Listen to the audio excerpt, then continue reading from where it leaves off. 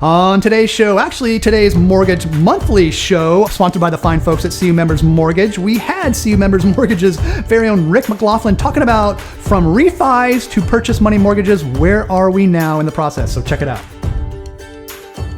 It is this month's installment of Mortgage Monthly, brought to you by the fine folks at CU Members Mortgage. And on today's installment, we have CU Members Mortgage's executive sales consultant, Rick McLaughlin. Rick, how are you, sir? Doing great. Thanks for having me on. Oh my gosh, you're so welcome. You're so welcome.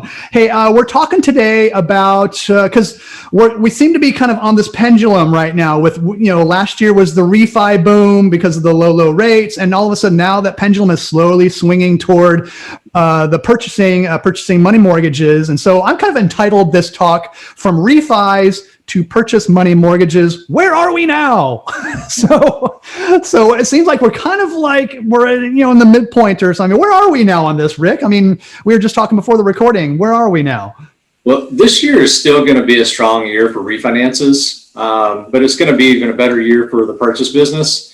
And then going to 2022 and 2023, we're going to see that decline in refinances start to happen. So it's really important for people that are in the mortgage business to get re-engaged into the purchase market. It's been such a good refinance situation that, we're just taking what we're getting from refinances because you're not having to work for those deals because the consumer's seeking you out because the rates are so good. Yeah, we want to refi this house. We want to get that lower payment. So, hey, having said that, so there's a lot of industry talk about nearing the end of the most recent refi boom. So, what are you hearing out there? What's going on in the mortgage community, so to speak, in this area? Okay, yeah, I mean you're exactly right. The data experts in the industry are projecting an overall decline in loan volumes. And again, that's going to be the result of fewer refinances. Mm-hmm. However, there's still a lot of homeowners that are going to benefit from this low rate environment. Yeah, there's been a lot of talk about rates moving up in the last few weeks, but rates are still really good. I mean, we're talking 3%, and they're projected to be good for quite some time. Now, the refinances, again, they're going to trend down. But the good news is the MBA is projecting a 3.5% increase in purchase volume for this year. And that's over what we saw in 2020. And 2020 was a good year. Yep. Now, when we get into 2022 and 2023, the MBA is projecting that purchase volumes are going to kind of level off where they were in 2020. But the refinances, they're projected to have a pretty steep decline. Their number now actually is they're projecting in 2022 that figure is going to be 70% lower or 77% lower than what it was in 2020. Oh my gosh, that is quite a drop. Yeah, definitely. So I guess now would be a good time for credit unions to start looking for ways to support their members' purchase money mortgage needs right now. Is that a kind of a correct assumption? Yeah, definitely. I mean, right now is the perfect time to start building a strategy if you haven't done it already. Mm-hmm. With the volume of late from refinances, we kind of mentioned it. You can kind of get a little lazy. It's easy for a lender to get used to that volume coming in like it has been. But now you've got to make a shift towards selling your mortgage program. And that means you got to pull the business in.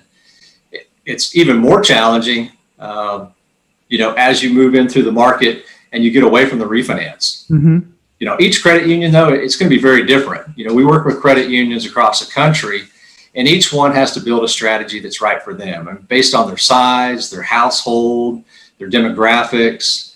Really, the advice is just understand what your opportunities are and identify if you have any vulnerabilities out there. Indeed. So what's the number one recommendation you have for credit unions right now? Is it obviously driving growth, things like that, or what's the bottom line here? Well, you have to start by saying credit unions should first and foremost be in the mortgage business. And if they're not there, they should get there quick. Yeah, with the shift away from refinances, that's going to mean getting good at the purchase money business that's out there. And second, really, is keep it simple. Keep it simple for your staff. Try to use third parties to fill in any gaps that you have. A credit union doesn't have to be an expert in mortgage lending to offer mortgage loans to their members. Bottom line, if you're going to offer purchase money mortgage loans to your members, that's going to be a very good long-term strategy to drive overall growth for your credit union. Yeah, no doubt. Can you explain a little bit more about this strategy? Can you dive in a little bit deeper on that one? Well, yeah, you bet. I'll throw some statistics at you. Okay. There was a recent study done by Forrester Research, and they found that adults use about 8.2 financial products, but they generally only have maybe 2 to 3 with any one institution. And now, according to other industry findings, on average, an account holder that has one product with a financial institution is only going to stick around about 18 months. Oh, wow. If you can increase that to 3 or more, that loyalty, that goes up to 7 years. Good grief. And so, so then the mortgage loans, they can help credit unions shore up long-term member loyalty, right? Yeah, exactly. Okay. So, I mean, there was another study done several years ago by a leading member-based lender, and they found that members that had an average of 2.5 products, that they're typical member. But if they had a member that had a mortgage, those members had 4+ products. And when you can get to that level, 4 and above, now you can start feeling pretty comfortable about saying that you are your member's preferred financial provider. Yep. And that's where credit unions really want to be. Mm-hmm. Yeah, that's the end all be all goal, is to kind of be that primary financial resource. And so why do you think members have, who have mortgages generally have more products? Is it just the kind of that it sounds like the mortgage is kind of that foundation for the relationship, and then you can go on to other things. Because gosh, if you think about it, that's a 30-year relationship at least. So yeah. I mean, that's the way you should look at it. You should look at it as a long-term relationship. And the real benefit comes from that cross-sell opportunity. So you have to recognize that the opportunity is there. I mean, the mortgage application contains more information about your member than any other document that you'll get for any other product or service that you sell. I mean, the mortgage application is data rich. I mean, if you utilize it the way you should, you can identify almost all of the member's financial needs and then start talking to them about it. I mean, it's a great way to have a conversation on ways that you can deepen the relationship with your member. Mm-hmm. No doubt. That's a great foundation to have for sure. So when consulting with your partners, what mortgage advice do you typically give a credit union CEO or CLO? Yep, I'll say it again. It's keep it simple. Okay. Really let your staff focus their efforts on member service. And then, I'll contradict that a bit and tell them, hey, you need to develop a sales culture. But if you're going to do that, make sure you support that culture with lots of training, and make sure that training digs into how to identify a member's needs beyond the current transaction. Mm-hmm, mm-hmm. Like I said, if you're going to look at that mortgage application, you're going to find out a lot of other information. So just don't file that away somewhere. Use that to have a conversation about other loan needs or other deposit needs and things of that nature. Mm-hmm. And again, as part of that whole keep it simple approach, make sure you're utilizing good third parties to help you fulfill the actual products that you're selling. Again, stressing the need, you need to offer mortgage loans. And the biggest reason for that probably is just to keep the member from going to a competitor. Because I guarantee you your competitor is going to see that cross-sell opportunity, and you don't want them going down the street because that competitor is probably going to try to get their deposit accounts, their auto loans, all the other products and services that you're trying to deepen your relationship with your member. Mm-hmm. And we'll go on from there and say that, with the shift to purchase loans, you need to build that strategy. And the strategy needs to focus on retaining and attracting borrowers in the borrowing stage of life. Mm-hmm. I talk to credit unions, quite a few, and some smaller ones that talk about, well, we have an aging population. Well, this is a great opportunity to reach out to the millennials because they're in that borrowing stage. Yep. The key, though, you got to know how to market to them, and you got to have the good technology. They're going to expect an easy solution. Technology. Yeah. I got to use my phone to make this thing happen. And so, again, don't get afraid of that and assume that you've got to be a tech expert, and a marketing expert. There's a lot of great third parties out there that can help fill those gaps. Yeah, they all want that kind of push the button on my phone experience and boom, I got a house type of experience, which I think we're getting closer and closer to at some point. So, but that's what they're expecting, right? Yeah, definitely. I mean, that's one of the things that, we share with our partners that come on board with us. We've typically a credit union is going to look at us and say, hey, we need help operationally. We need somebody that can underwrite or process loans or even originate loans for them. And we're happy to do that. But the other things that we provide are that experience, that online experience that members expect. And, those credit unions we identified a long time ago, that credit unions need help with marketing and technology. Yeah. And so we provide those solutions as well. Awesome. I think, I guess the last piece of advice there that I always think about is know your member. And I think credit unions are hearing that quite a bit right now. You have to be able to mine your data, look for opportunities. And one big opportunity that credit unions that are doing really good in the mortgage business is they have triggers set up. They get trigger reporting to find out when their members start shopping for a mortgage, and they pick up the phone. And they say, hey, Mike, I understand that you're shopping for a mortgage right now. We have some great rates. Can we talk about that? Indeed. And as you're talking, Rick, I should have asked you this question higher up in the interview, but where are we now? I can't help but think, who's in the driver's seat right now? Is it the buyer or the seller? Because rates are so low that, gosh, the buyers are like, all right, yeah, we get the super low rate, but then the prices on the homes are increasing because the supply has decreased so much, or the housing inventory, there's a shortage there. So who's in the driver's seat right now? Or are we still kind of stuck in between right now? I don't think we're stuck in between, but there's benefits for both. I mean, you mentioned the low rate environment gives buyers a lot more buying power than they would have in a high rate environment. And so that can make it easier to get into a home.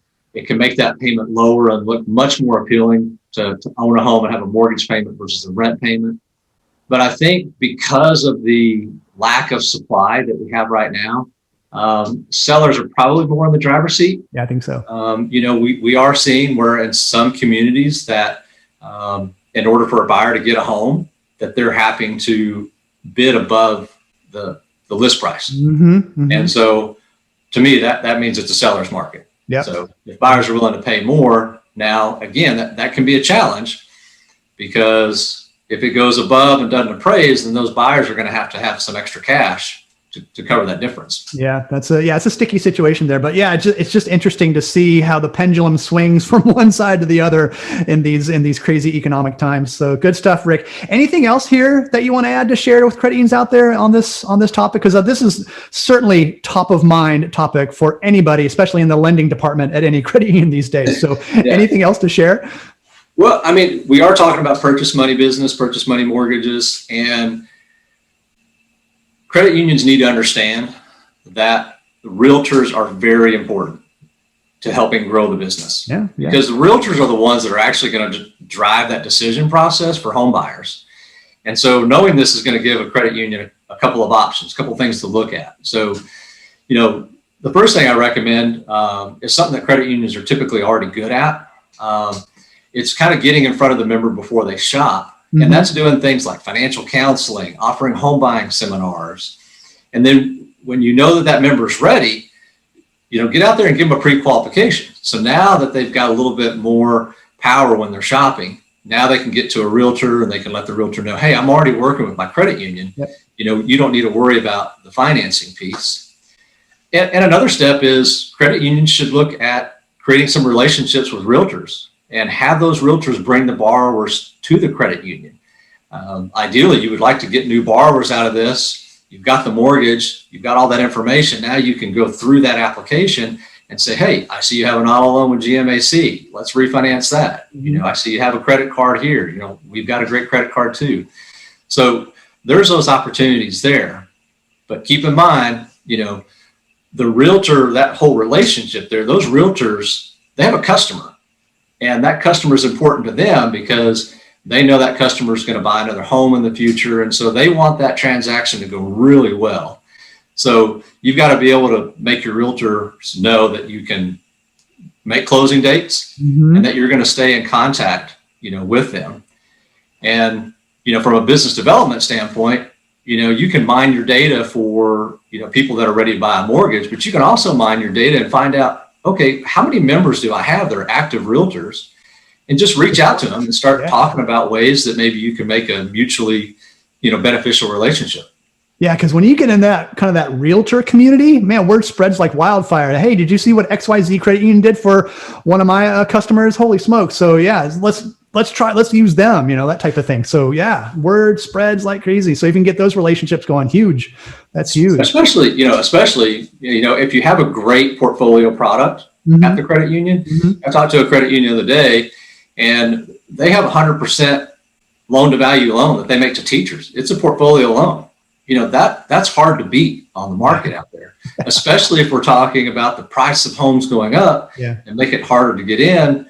You know, there's some people out there that are going to be a little pinched for that down payment. So if you can do something like that, I mean, you've really got a product that's going to sell. Yeah. Oh my gosh, no doubt, no doubt. Oh, this is fantastic stuff, Rick. So the takeaways here is have a plan because of the purchase money mortgages coming up. Have a plan for this, get those relationships going with the realtors, and have that portfolio ready to go. Have a seamless process in place so folks can get through it really quickly. Anything else? Any other things on the docket that we need to take away here?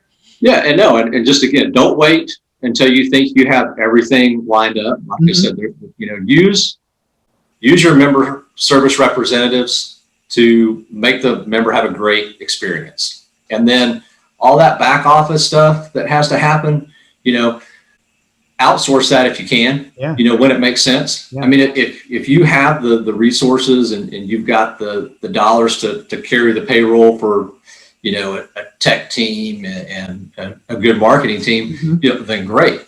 But if you're not there yet, you know, look for good third parties out there that can, you know, really help you out, close that gap so you can compete with those big companies out there that are buying Super Bowl ads. Yeah, exactly. The Super Bowl for sure. Alrighty, Rich. All right, Rick, thank you so much. Appreciate the time and keep up the good work there at CU Members Mortgage. Okay.